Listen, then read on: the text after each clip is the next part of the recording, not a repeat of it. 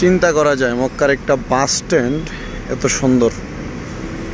এখান থেকে হাজিরা মদিনার উদ্দেশ্যে যে বাসগুলো যায় সে বাস, এবং বাংলাদেশি এজেন্সির যেনারা মুআল্লিম আছেন ওনারা যে বাসগুলোকে রিজার্ভ করে যাত্রীদেরকে জিয়ারা করান সে বাসগুলো এখান থেকে নিয়ে নেন।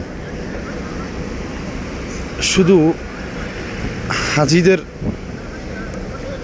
যাত্রাপথকে সুগম করার জন্য, সুন্দর করার জন্য, এবং হাজিরা যেন কোনো কষ্ট না পায়, কষ্ট অনুভব না করে, সেটার কথা চিন্তা করে সৌদি সরকার এত সুন্দর একটি বাস স্ট্যান্ড তৈরি করেছেন। শুধু একটি না, অনেক জায়গায় এমন বাস স্ট্যান্ড লক্ষ্য করে দেখবেন। এই যে মক্কা শরীফের পাশেই আমরা মসজিদে আয়েশাতে গিয়েছিলাম মেকাত গ্রহণ করার জন্য, ইহরাম বাঁধার জন্য, নিয়ত করার জন্য। আমরা মসজিদে আয়েশা থেকে ফিরার পথেই হেরামের নিচের যে রাস্তা সেখান দিয়ে ঢোকার জ্যাম থাকার কারণে পুলিশ গাড়ি ঘুরিয়ে দিয়েছে। ঘুরিয়ে দেওয়ার পর এখন এই দিক দিয়ে আসার পর এই দিক দিয়ে গাড়ি ঘুরিয়ে দেওয়ার কারণে আমরা আমাদের রাস্তা পরিবর্তন করেছি। কিন্তু পরিবর্তন করে আসার পথেই এই সুন্দর বাস স্ট্যান্ডের জায়গাটি আমাদের চোখে পড়ল। আসলে আল্লাহ তাআলা যেমন হাজিউল হারামাইনদের সম্মান দিয়েছেন, ঠিক সৌদির গভর্নমেন্ট সেম সম্মান দিয়েছেন। এই যে এখানেও কিন্তু বাসগুলো দাঁড়ায়।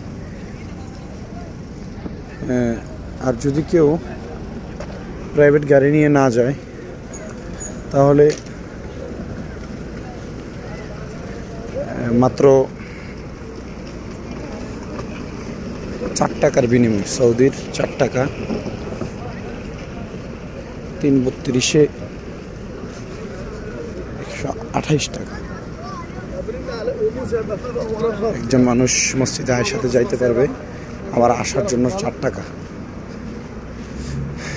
চাইলে যাইতে পারবে। আল্লাহ তাআলার অশেষ মেহেরবানি এবং বরকত রহমত কামনা করছি আমরা। আল্লাহ তাআলা যেন হাজিউল হারামাইনদের সম্মানে এত সুন্দর ইন্তজাম যিনি করেছেন বা যিনারা করছেন তাদেরকে বরকত দান করেন, তাদের সাথে আমাদেরকে বরকত দান করেন। মূল বিষয় হচ্ছে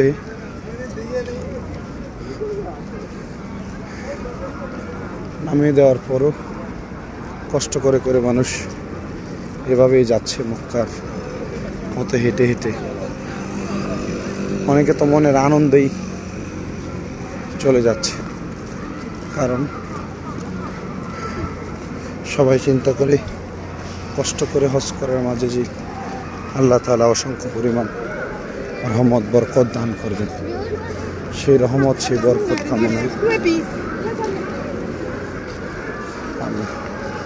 সবাই কষ্ট করে করে হেঁটে হেঁটে যাচ্ছে। আসসালামু আলাইকুম।